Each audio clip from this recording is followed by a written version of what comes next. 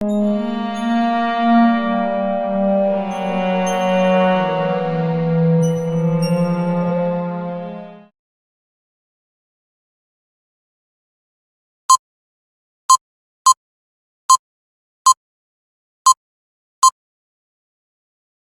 name is Lieutenant Rebecca Signal, and I will be your guide today on the highly classified Eureka Rebecca system. The Rebecca Eureka system is a British-designed and manufactured radar device inspired by Sir Frederick Arthur Montagu Browning, a senior officer of the British Army, referred to as the father of the British Airborne Forces. The initial system was developed in the UK at the Telecommunications Research Establishment by Robert Hanbury Brown and John William Sutton Pringle. Once built, the honor of naming the system went to Browning.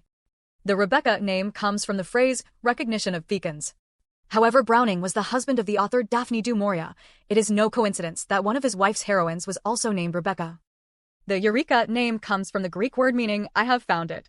The Rebecca Eureka transponding radar is a short-range radio navigation system used for the dropping of airborne forces and their supplies.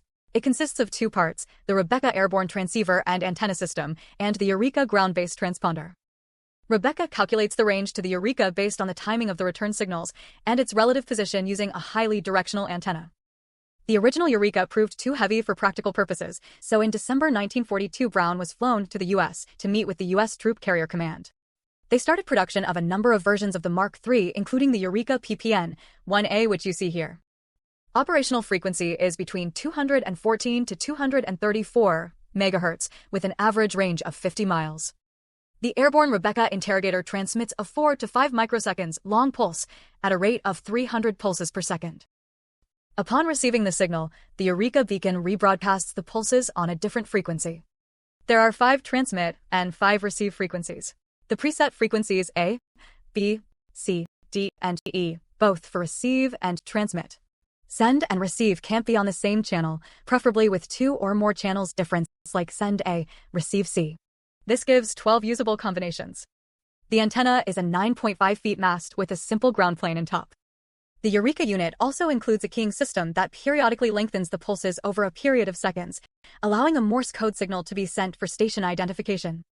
This rebroadcast signal is received by 2 directional Yagi antennas on the aircraft carrying the Rebecca unit, the usual location for the aerials being on either side of the aircraft cockpit. The signal is then sent to a conventional ASV radar display, with the vertical axis measuring time, and thus distance, and the horizontal showing the strength of the signal. If the aircraft is approaching the Eureka beacon from the side, the horizontal pulse will extend further on one side of the display than the other, indicating the need for the aircraft to turn toward the shorter blip in order to fly directly toward the Eureka beacon.